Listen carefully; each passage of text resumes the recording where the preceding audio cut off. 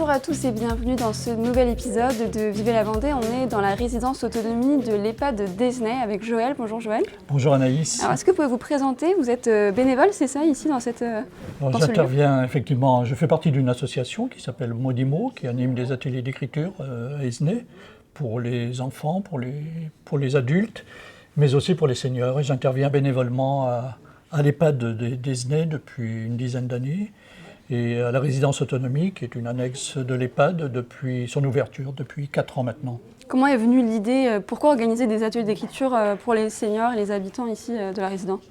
C'est un petit peu à la demande de la directrice, Madame Montassier, que je connaissais, qui m'a proposé effectivement de venir animer des ateliers auprès des seniors qui sont résidents à l'EHPAD.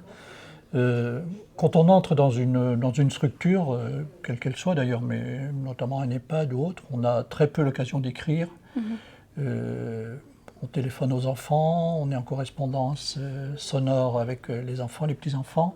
On n'a plus de liste à faire, on n'a plus beaucoup de choses à penser puisque on est pris en charge du matin au soir et du soir au matin. Et donc écrire permet de renouer un petit peu avec le cognitif, de repenser un peu, puisque moi je prétends qu'écrire c'est penser. Est-ce que vous êtes surprise à savoir écrire sur plein de thèmes différents, à avoir de l'inspiration?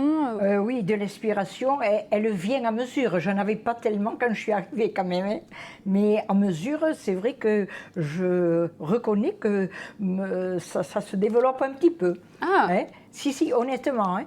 En arrivant dans la région, j'ai pris plaisir à prendre connaissance avec les personnes du secteur et en même temps enrichir mon environnement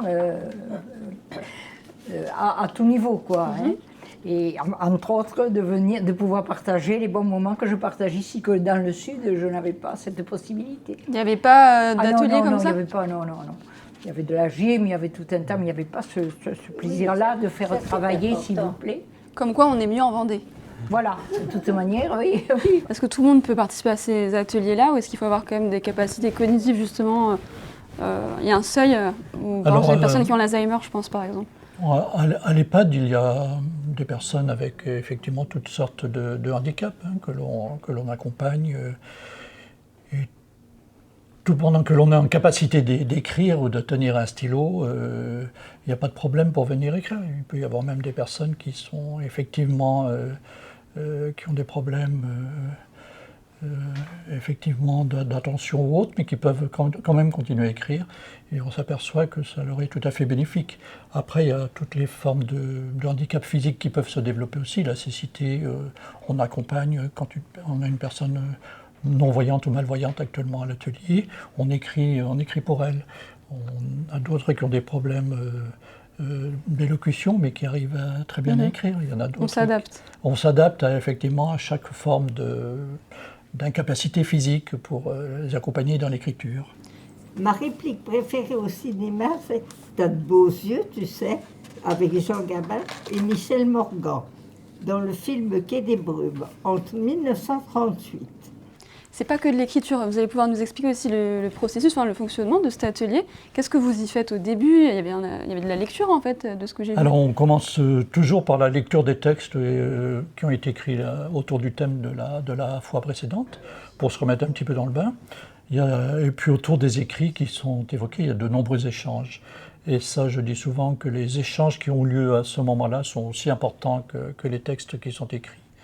Parce que là, ça crée du lien social, effectivement. On s'aperçoit dans les structures que les gens vivent souvent côte à côte sans forcément se connaître ou sans forcément se rencontrer. Écrire, c'est aussi parfois rentrer dans l'intimité de chacun ou d'un vécu ou d'une tranche de vie. À partir du moment où il y a la confiance qui règne dans le groupe, où chacun se laisse à écrire assez librement, on arrive à des choses relativement personnelles. Et ces échanges-là qui naissent à ce moment-là, participent à la construction de la vie sociale aussi du groupe. Et ça, c'est aussi important que l'écrit ou les traces qui restent par écrit. D'ailleurs, c'est très émouvant. Enfin, moi, j'étais pas loin d'avoir des larmes à chaque fois parce qu'en fait, on voit que ça. Ils arrivent à mettre des mots. Des fois, j'ai fait plein de reportages dans des EHPAD, compliqué de les rencontrer avec un grand R, quoi. Et là, on voit qu'ils quand même, ils se livrent et ça permet aussi de mieux les connaître. Enfin, je sais pas ce que vous en pensez, mais vous devez en apprendre plein, des choses, des histoires sur eux, non? Bien sûr, oui. On évoque des souvenirs, mais pas que des souvenirs de vie ou que des histoires de vie. On fait aussi des écrits de création.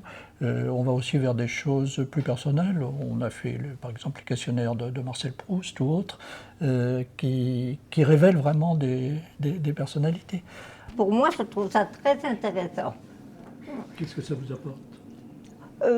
Des connaissances, la joie de continuer à pouvoir comprendre ce qu'on nous dit.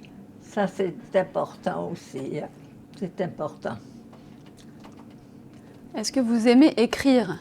Oui, j'aimais, mais je suis atteinte de fibromyalgie dans les mains, alors j'ai beaucoup de difficultés. Et vous écrivez quand même, là? Oui, mais c'est compliqué. Un petit cochon. On m'aurait mis 0 à l'école. Oh. Et vous, en tant que bénévole, qu'est-ce que ça vous apprend sur vous-même ou sur les autres? Enfin, le fait de participer à ça, j'imagine, il y a un intérêt aussi, vous y trouvez votre compte. Alors moi, il y a aucune, même si je le fais depuis de nombreuses années, il n'y a aucune lassitude parce que c'est à chaque fois un réel plaisir et une réelle surprise de voir les écrits, la qualité des écrits, l'investissement que chacun et chacune y met.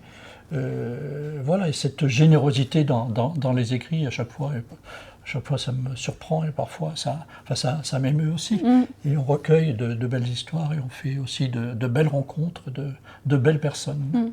On échange des idées et tout. Là. On parle de lecture.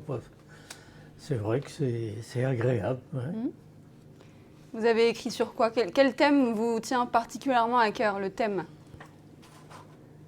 Thème de l'amour? Oh, bah maintenant.